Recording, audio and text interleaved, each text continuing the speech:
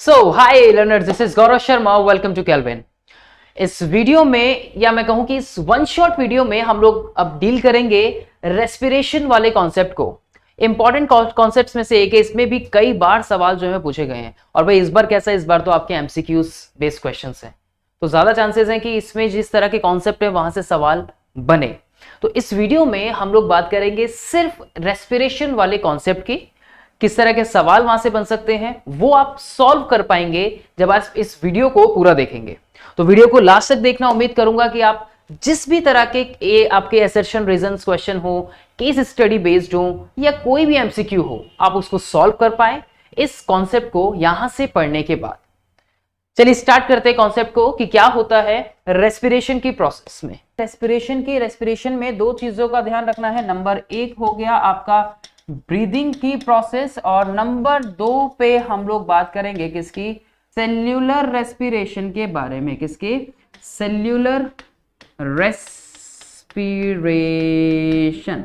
ठीक है जी। यहां ब्रीदिंग में नॉर्मल एक्सचेंज ऑफ गैसेस होता है। O2 जो है वो इन होती है और जो CO2 है वो आउट होती है। जबकि सेल्यूलर रेस्पिरेशन में with the help of oxygen, जो आपके सिंपलर मॉलिक्यूल होते हैं, सपोज ये ऑक्सीजन की हेल्प से जो सिंपलर मॉलिक्यूल हैं, इनमें से एनर्जी रिलीज होती है और वो जाके सेल्स तक पहुंचती है। ये प्रक्रिया कैसे होती है सेल्यूलर रेस्पिरेशन की, इसको अभी हम लोग आगे समझेंगे। जब भी हम किसी सिस्टम के बारे में बात करते हैं तो उसको बनाने वाले ऑर्गन या पार्ट्स के बारे में हमें पता होना चाहिए। यहाँ जो मेजर पार्ट होता है आपके रेस्पिरेटरी सिस्टम में, जिसको हम कहते हैं लंग्स। क्या बोलते हैं? लंग्स। ये आपके हो गए एक मेजर पार्ट। ठीक है जी, क्या हो गया आपका? मेजर पार्ट हो गया। उसके अलावा इनके अंदर ब्रोंकाई, ब्रोंक्यूल्स, एल्वियोलाई, ठीक है जी, ट्रेकिया हो गया, जिसको हम विंड पाइप के नाम से भी जानते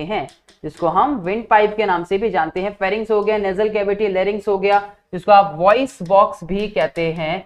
तो ये कुछ पार्ट्स हो गए, क्योंकि लास्ट ईयर इसके ऊपर भी एक सेट में सवाल आया था बनाने के लिए। तो जब तक आपको पार्ट्स नहीं पता होंगे तब तक आप कैसे बनाएंगे, है ना? तब तक आप कैसे बनाएंगे? तो 2020 में सवाल पूछा गया था। That concept is ultra important. ये ज्यादा इंपॉर्टेंट है, ये एक अल्ट्रा इंपॉर्टेंट कॉन्सेप्ट है। ये आपका एक 5 स्टार कॉन्सेप्ट है, ध्यान रखिएगा। 10 में से कम 9 बार 8 बार सवाल इस पे पूछा जाता है।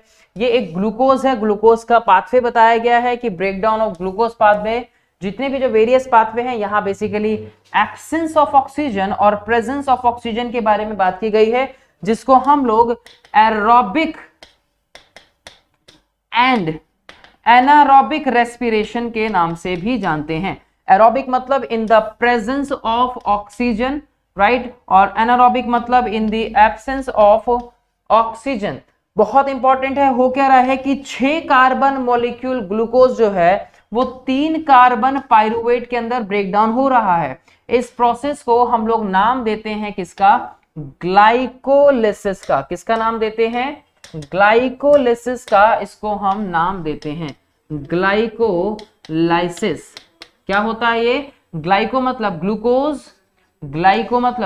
और लाइसिस मतलब उसका ब्रेक डाउन होना। क्या होना? ब्रेक डाउन होना। सवाल ये पूछा जा सकता है असर्शन रीजन में या फिर कहीं केस स्टडी में, कहीं भी, कि ये प्रोसेस कहां होती है। तो ये प्रोसेस कहां पर होती है? ये प्रोसेस होती है साइटोप्लाज्म के अंदर। ठीक है, सवाल ध्यान रखना।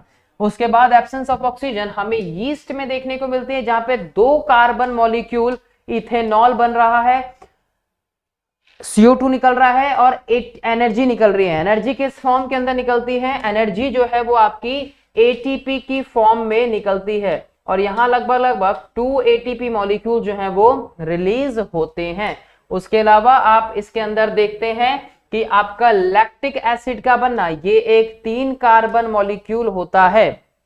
क्या होता है? 3 कार्बन मॉलिक्यूल और ब्रेकडाउन हो रहा है बेसिकली इसमें। ठीक है जी। उसके बाद हम इसमें क्या देखते हैं कि ये हमारी मसल सेल्स के अंदर देखने को मिलता है। कहां पे? मसल सेल्स में हमें देखने को मिलता है। ठीक है, चलिए, तो ये तो बात रही मसल सेल्स की। यहां से सवाल आता है एक क्रैम्प्स वाला। आपने क्वेश्चन पढ़ा होगा कि एथलीट्स की बॉडी में क्रैम्प आते हैं। वो क्रैम्प्स क्यों आते हैं? वो क्रैम्प्स इसलिए आते हैं, यहां लिख रहा हूं मैं, ये जो क्रैम्प्स आते हैं ये due to the accumulation of lactic acid. तो ये ज्यादातर क्रैम्प्स आपके एथलीट्स की बॉडी के अंदर आते हैं। आपने क्वेश्चन पढ़ा होगा कि एथलीट्स की बॉडी में क्रैम्प्स क्यों आते हैं, है ना, देखा होगा आपने। तो just because due to the accumulation of lactic acids in the muscle cell. ठीक है, चलिए इसके बारे में भी हम आगे बात करेंगे। ठीक है, तो ये चीज आप ध्यान रखिएगा। ठीक है, ओके, चलिए एथलीट्स हो गए ये। उसके बाद एनर्जी तो यहां भी बन रही है, कितनी बनती है, यहां पर भी लीस्ट अमाउंट में या कम अमाउंट में एनर्जी जो है वो बनती है। ठीक है, बहुत कम। उसके बाद हम इसमें देखते हैं one of the important process जो कि एक कॉम्प्लेक्स ऑर्गेनिज्म में देखने को मिल रही है हमें, प्रेजेंस ऑफ ऑक्सीजन में माइटोकॉन्ड्रिया के अंदर प्रोसेस हो रही है, या आपकी मसल सेल्स के अंदर हो रही है, और एक यीस्ट में देखने को मिल रही है। एनर्जी यहां निकलती है जो कि कितनी होती है, लगभग 38 ATP। ठीक है जी, चलिए तो ये तो रहे डिफरेंट पाथवेज। आई होप कि आप लोगों ने ये करे हों और आपके अभी रिवाइज ये हो पाए हों। अब आपको यहां से डिफरेंशिएट करना है और आप डिफरेंशिएट इसकी टेबुलर फॉर्म में करेंगे। ये in the absence of oxygen होता है, ये in the presence of oxygen होता है। यहाँ पे ऑक्सीजन प्रेजेंट है, यहाँ पे ऑक्सीजन जो है वो एब्सेंट है। यहाँ पर एनर्जी की अगर मैं बात करूं तो लार्ज अमाउंट में है, यहां पर अगर मैं एनर्जी की बात करूं तो एनर्जी कम अमाउंट में है। ठीक है, ये दो पॉइंट समझ आए। उसके अलावा ये जो प्रोसेस आपने देखी एरोबिक की, ये कहां पर हो रही थी, अभी ये माइटोकॉन्ड्रिया में आपको देखने को मिल रही थी। कहां पर देखने को मिल रही थी, माइटोकॉन्ड्रिया में। जबकि ये वाली जो प्रोसेसिंग थी आपकी, ये कहां हो रही थी, इन साइटोप्लाज्म में देखने को मिल रही थी। इस तरह से आप इनकी डिफरेंशिएट कर सकते हैं, मैं ये बात जानता हूं। तो ये टाइप्स ऑफ रेस्पिरेशन रहे आपके। देन हम इसमें बात करते हैं एक फ्लो चार्ट के बारे में, और ये फ्लो चार्ट हमें क्या बताता है। ठीक है, ये फ्लो चार्ट हमें ये बताता है कि किस तरह से हमारी इस नेजल पासेज में से, ये नेजल कैविटी में से, या इस नॉस्ट्रिल में से ये जाएगा अंदर नेजल पासेज, नेजल कैविटी में, नेजल पासेज में, फिर वहां से फेरिंग्स में, वैसे लेरिंग्स में, फिर ट्रेकिया, एंड देन उसके बाद किस तरह से लंग्स के अंदर जो है ये मूव करती है। तो इसी चीज का हमें इसके अंदर ध्यान रखना है इस पाथवे के अंदर। सवाल ये कि हम यहाँ फ्लो चार्ट के बारे में बात क्यों कर रहे हैं। ये जो फ्लो चार्ट है ये आपको हेल्प करेगा किसके अंदर, क्या फ्लो चार्ट पे कोई सवाल पूछा जाता है, क्या फ्लो चार्ट पे कोई क्वेश्चन आया है, राइट। तो फ्लो चार्ट की अगर हम बात करें यहाँ पे, तो ये आपको हेल्प करेगा इस डायग्राम को समझने में। ठीक है, जो अगर रेस्पिरेटरी सिस्टम का सपोज डायग्राम आ जाए, तो आपको अगर वो फ्लो चार्ट आता होगा ना, तो आप उसकी हेल्प से इसको फिल कर सकते हैं। यही हुआ था लास्ट ईयर भी जो क्वेश्चन फ्रेम हुआ था वो फ्लो चार्ट इस पूरे चार्ट को लेकर हुआ था। तो सबसे पहले ज्यादा देर नहीं करते, यहाँ पे हम देखते हैं नॉस्ट्रिल्स। ठीक है, नॉस्ट्रिल से आप जब एयर इनहेल करेंगे तो ये नॉस्ट्रिल से जो है वो अंदर गए। अब अंदर यहाँ पे हम क्या देखते हैं, ये जो है हमारा ये नेजल पैसेज होता है, दिस इज द पाथवे। ठीक है, तो इसको हम बोलते हैं nasal passage, right. Nasal passage से अंदर यहां मूव करता है, ये किसमें, नेजल कैविटी के अंदर, किसमें, नेजल कैविटी में। आप देखिए जरा, नेजल कैविटी से जो है वो अंदर की तरफ, यानी कि ये जो रीजन है हमारा, ये नेजल कैविटी के बाद हम इस ट्रैक में अंदर आ चुके हैं। यहां से हमें देखने को मिलता है ये फेरिंग्स, यहाँ पे हम पहुंचते हैं अंदर इसमें फेरिंग्स में। अब फेरिंग्स के बाद नेक्स्ट जो हमें यहाँ पे पार्ट देखने को मिलता है उसे हम कहते हैं क्या, इसे हम बोलते हैं larynx. Larynx is also known as by the name of voice box. क्या बोलते हैं इसको, लैरिंग्स। ठीक है जी, लैरिंग्स के बाद हम आगे देखेंगे that is a long tube which is called the trachea. क्या बोलते हैं इसको, ट्रेकिया। ट्रेकिया के बाद ये आगे ब्रोंकाई, ब्रोंकाई के बाद आगे ब्रोंकियोल्स, एंड देन आगे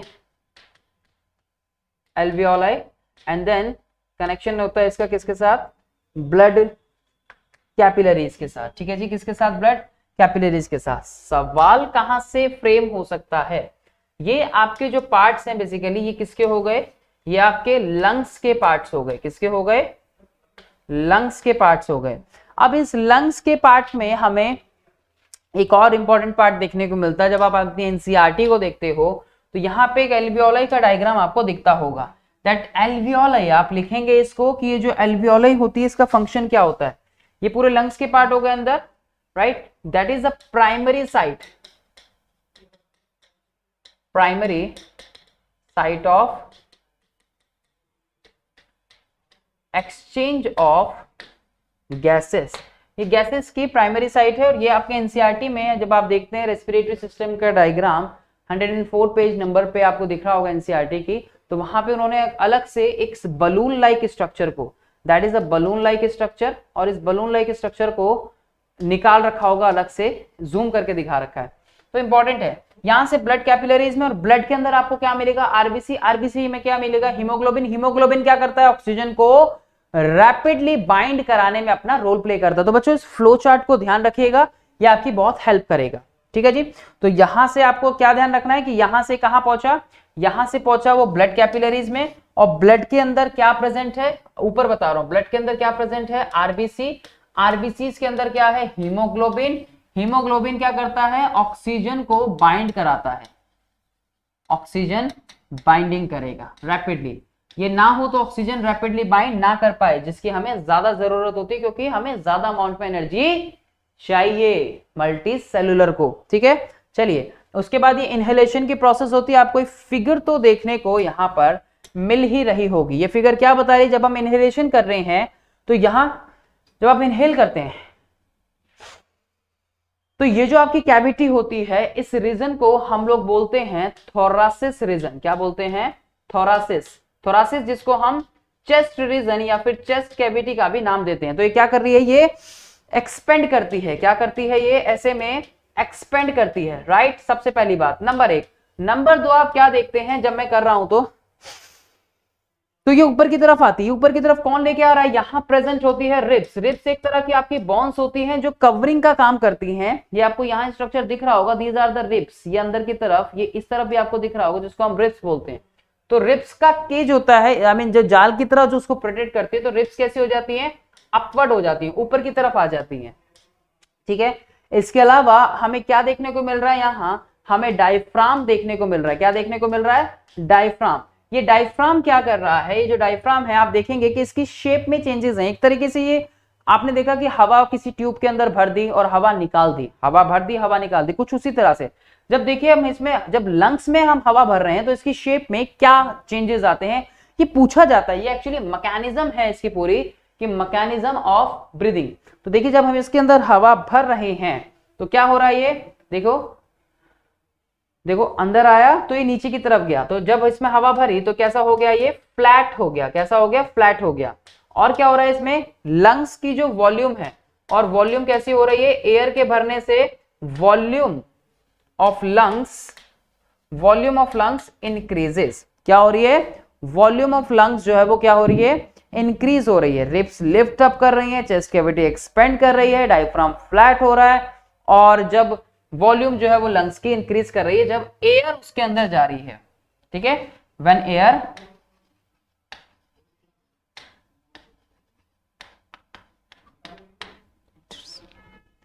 दूसरी कंडीशन एक्सेलेरेशन की आती है, जो कि हमें बिल्कुल इसके ऑपोजिट देखने को मिलती है। आप देख सकते हैं इसमें, यहां पर जब हम इस तरह से देखते हैं तो जो सबसे पहला जो कॉन्ट्रैक्ट करेगा, जो हमने थोरेसिस पॉइंट की बात कर रहे थे, फिगर को देखिए ध्यान से। जब हम इसमें देखते हैं तो जो थोरेसिस कैविटी होती है वो क्या कर रही है, वो कॉन्ट्रैक्ट कर रही है। क्या कर रही है, कॉन्ट्रैक्ट कर रही है।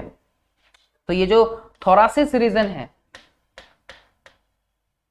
थोरासिस कैविटी या जो थोरासिस रीजन है, ये क्या कर रहा है, ये कॉन्ट्रैक्ट कर रहा है, कॉन्ट्रैक्ट्स, राइट। ये एक पॉइंट हो गया। दूसरे पॉइंट में हमें क्या देखने को मिलता है, मैंने रिब्स बताया था ना। तो जब आप एक्सेल करेंगे, इनहेल किया, रिब्स ऊपर की तरफ आ गई, एक्सेल किया, डाउनवर्ड, रिब्स कैसी हो गई, डाउनवर्ड। नंबर 3 मैंने बात की थी यहाँ पे डायफ्राम की शेप के बारे में। ये जो डायफ्राम है, इसकी शेप में क्या चेंजेस आ रहे हैं, देखिए जरा। जब हम एक्सेल कर रहे हैं, ऊपर की तरफ जा रहे हैं, तो देखो कुछ ऐसी शेप बना रहा है। कैसी शेप बना रहा है, डायफ्राम जो है कैसी शेप बना रहा है, कैसी शेप बना रहा है डायफ्राम जो है, ये आप देखेंगे कि ये आर्क शेप जो है ये फॉर्म कर रहा है। इसको हम बोलते हैं डोम शेप या फिर आर्क शेप जो है ये फॉर्म कर रहा है। नंबर 4 पे हम क्या देखते हैं कि जब एयर बाहर जा रही है, क्या हो रहा है, एयर बाहर जा रही है लंग से, तो उसकी वॉल्यूम में चेंजेस आ रहे हैं। वॉल्यूम ऑफ लंग्स क्या हो रही है, डिक्रीज हो रही है। वॉल्यूम ऑफ लंग्स क्या हो रही है, यहाँ पे डिक्रीज हो रही है।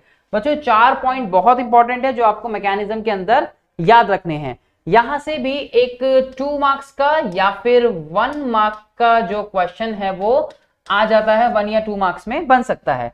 टेरेस्ट्रियल ऑर्गेनिज्म जो होते हैं, जैसे कि हम हो गए, तो हम यूज करते हैं एटमॉस्फेरिक ऑक्सीजन को अपनी रेस्पिरेशन प्रोसेस के लिए। हम जानते हैं कि हमारे पास 21% है, भरपूर है एक तरीके से। जबकि ये जो एक्वेटिक ऑर्गेनिजम्स होते हैं ये यूज करते हैं डिसॉल्व्ड ऑक्सीजन को for the process of respiration. Respiration के प्रोसेस के लिए डिसॉल्व ऑक्सीजन को यूज करते हैं। सवाल आता है कि एक्वेटिक ऑर्गेनिज्म फास्टर ब्रीथ क्यों करते हैं? Why aquatic organism breathe faster? Faster breathe क्यों करते हैं? फास्टर ब्रीथ इसलिए करते हैं क्योंकि इनको, आपको क्या लिखना है कि कंसेंट्रेशन जो है ऑक्सीजन की वो कम होती है पानी में एज कंपेयर टू दिस। तो यूज करते हैं वैसे भी ये क्या, डिसॉल्व्ड ऑक्सीजन को, इसलिए क्या करते हैं, फास्टर ब्रीथ करते हैं। ठीक है जी, एक सवाल बनता है, ये चीज ध्यान रखिएगा। कॉन्सेप्ट में इस पूरी वीडियो में हमने 1 शॉट में एक इंपॉर्टेंट चैप्टर, एक वास्ट चैप्टर को कंप्लीट किया है।